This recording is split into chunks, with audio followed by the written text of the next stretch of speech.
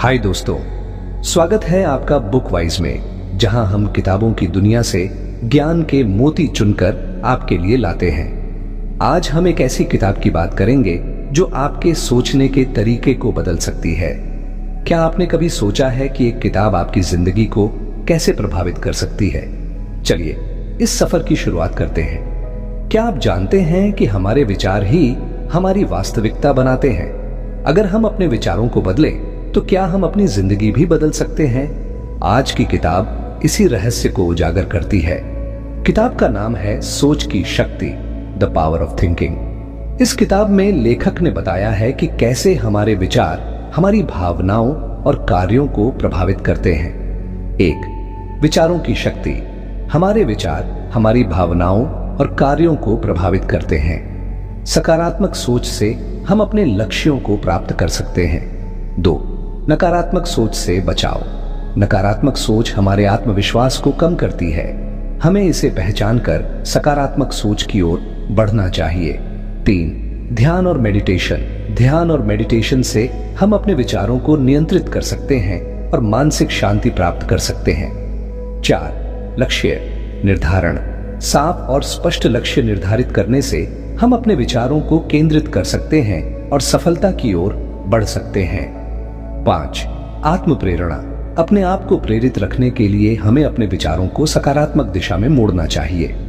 लेखक ने कई उदाहरणों के माध्यम से बताया है कि कैसे महान व्यक्तियों ने अपने विचारों की शक्ति से असंभव को संभव किया, जैसे कि थॉमस एडिसन ने अपने विचारों से दुनिया को रोशन किया।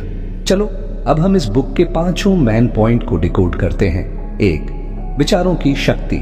विस्तार में सीकिंग टाइम स्टैम्प। क्या आपने कभी सोचा है कि एक छोटा सा विचार आपकी पूरी जिंदगी की दिशा बदल सकता है? जैसे ही हम सुबह उठते हैं, हमारे दिमाग में विचारों की एक लंबी श्रृंखला शुरू हो जाती है। आज क्या करना है? मैं कर पाऊंगा या नहीं?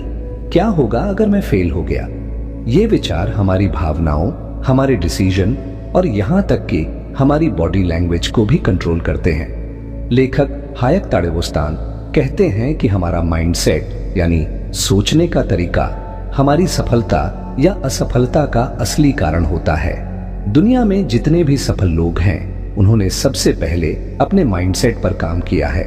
उन्होंने अपने सोचने के तरीके को इस तरह से डिजाइन किया कि वो मुश्किलों में भी समाधान ढूंढते रहे।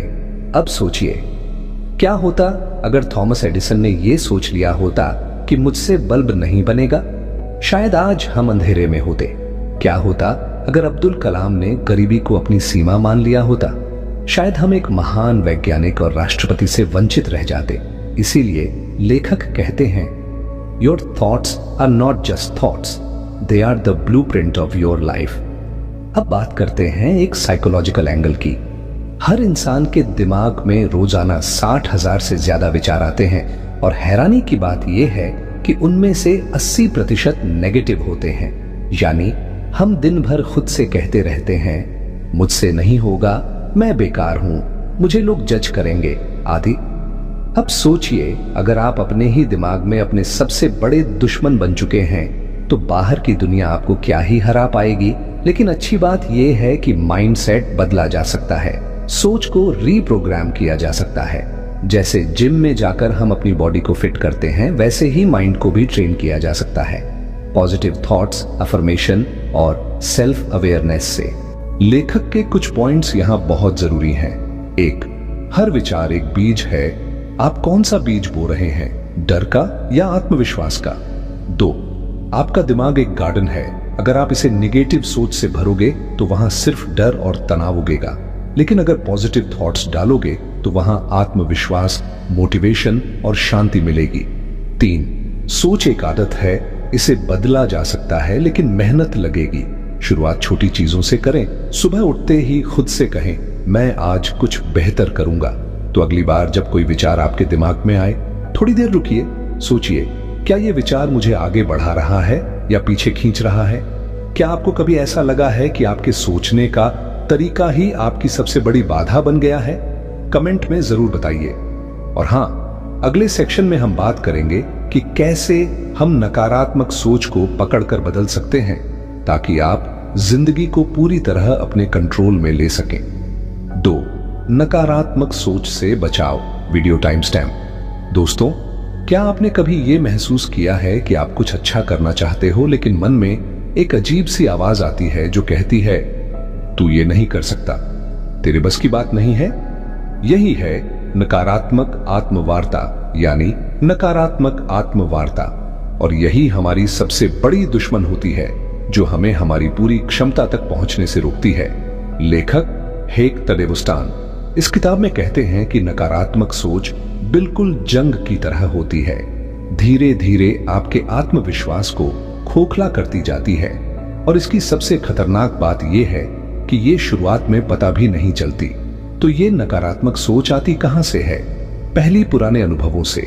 जब हम किसी चीज में फेल हो जाते हैं तो वो असफलता एक डर बनकर मन में बैठ जाती है। अगली बार जब वैसी ही सिचुएशन आती है, हमारा दिमाग कहता है, तू पहले भी हार गया था, अब फिर से क्यों कोशिश करेगा? दूसरी, सामाजिक तुलना, कंपैरिजन ट्रैप। आज के सोशल मीडिया के दौर में हम हर रोज किसी न किसी से खुद को कमतर महसूस करते हैं। वो कितना सफल है और मैं यहां क्या कर रहा हूं? ये सोच भी नकारात्मक विचारों की जड़ बन जाती है। 3. परिवार और समाज की कंडीशनिंग। बचपन से कुछ बातें हमारे दिमाग में भर दी जाती हैं। तू ये नहीं कर पाएगा, हमारे जैसे लोग ये नहीं करते, सपने देखना बेकार है। ये बातें धीरे धीरे हमारी सोच का हिस्सा बन जाती हैं। अब सवाल उठता है, इससे बचें कैसे? क्या सच में पॉजिटिव सोचना इतना आसान है? लेखक का जवाब है, हाँ, लेकिन इसके लिए अभ्यास करना होगा। यहां 3 आसान लेकिन पावरफुल तरीके दिए गए हैं। 1.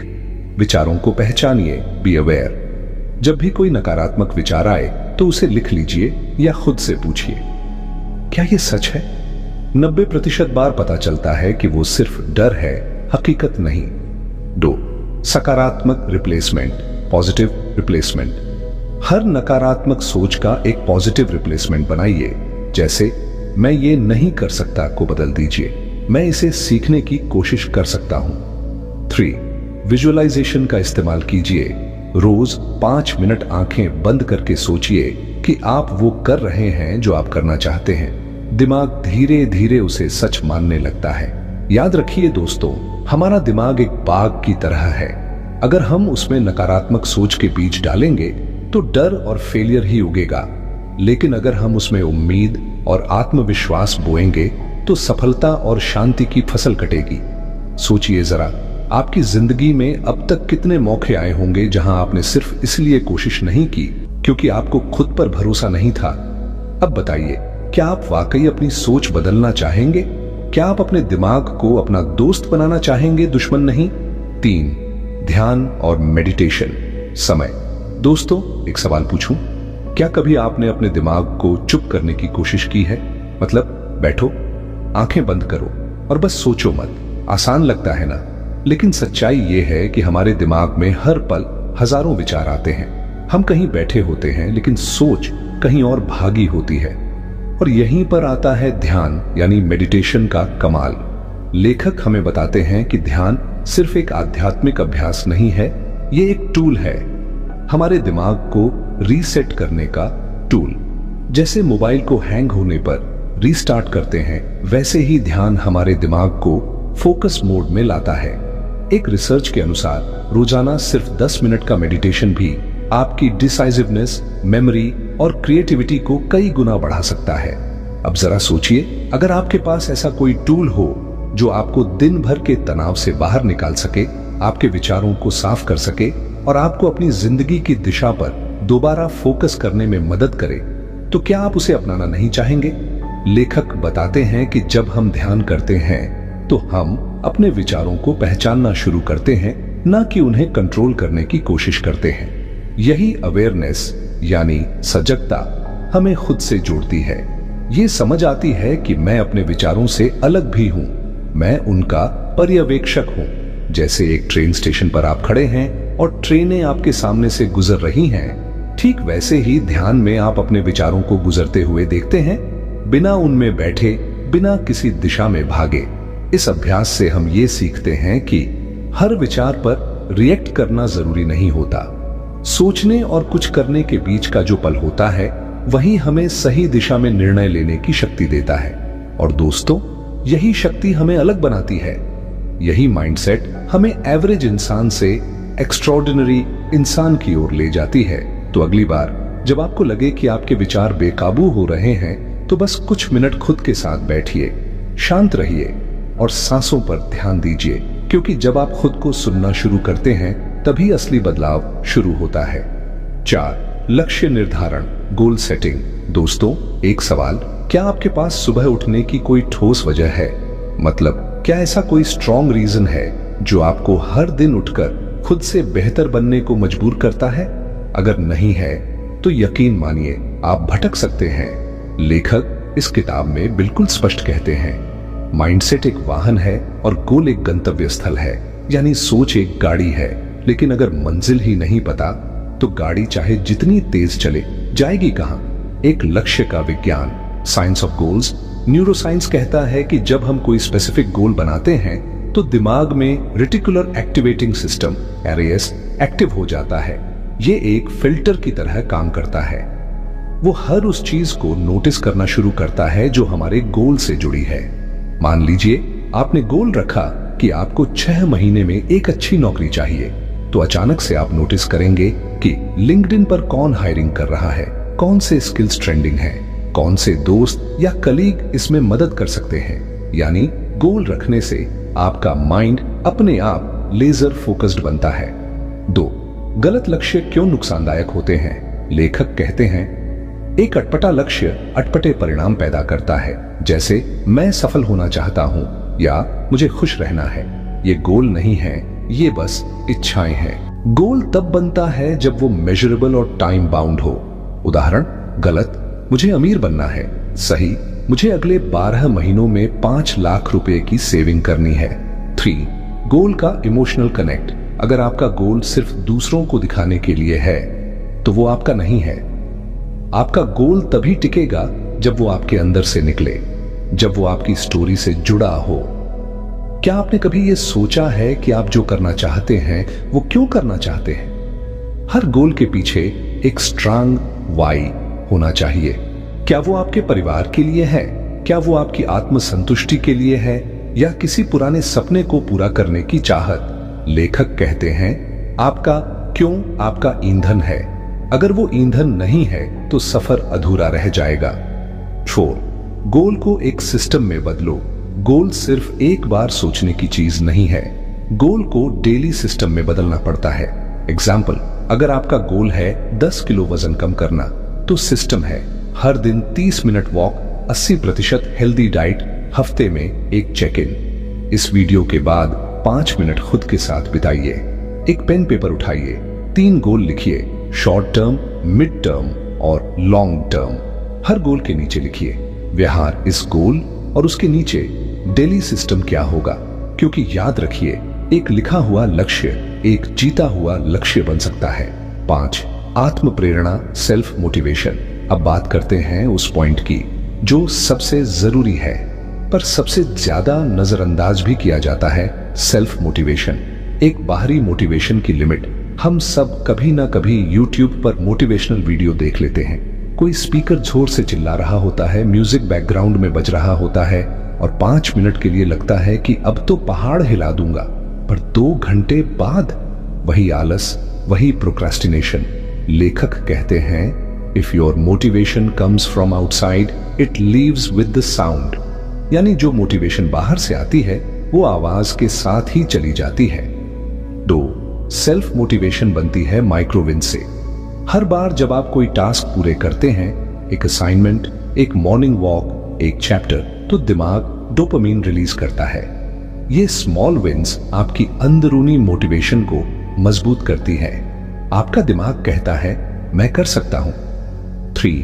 अपने आप से बात करना सीखो, पॉजिटिव सेल्फ टॉक। जरा सोचिए, आप किसी दोस्त से कहें, तू बेकार है, तुझसे कुछ नहीं होगा, वो दोस्त आपके साथ रहना चाहेगा? नहीं। तो फिर आप खुद को रोज ऐसा क्यों कहते हैं? Self talk equals self trust. जैसे जैसे आप अपने आप से सही भाषा में बात करना शुरू करते हैं, वैसे वैसे आप खुद पर भरोसा करना शुरू करते हैं। 4. विजुअलाइजेशन। टेक्निक का कमाल, हर सुबह 5 मिनट अकेले बैठिए और वो दृश्य इमेजिन कीजिए जहां आप अपने गोल तक पहुंच चुके हैं। देखिए, सुनिए, महसूस कीजिए कि आप सफल हो चुके हैं। यह विजुअलाइजेशन दिमाग के अंदर रियल मेमोरी की तरह स्टोर होता है और आपके एक्शन को उसी डायरेक्शन में पुश करता है। 5. खुद को प्रेरित रखने का मंत्र। एक विजन बोर्ड बनाइए जहां आपके गोल की तस्वीरें, क्वोट्स और आपकी वाई लिखी हो। एक अकाउंटेबिलिटी बडी बनाइए जो आपको हर हफ्ते पूछे कि आपने क्या प्रोग्रेस की। अब मैं आपसे एक सवाल पूछता हूं, क्या आप हर दिन खुद को मोटिवेट करने के लिए दूसरों पर निर्भर हैं, या आपने वो आग खुद के अंदर जलाई है? याद रखिए, success isn't a matter of chance, it's a matter of choice, और ये चॉइस हर सुबह होती है।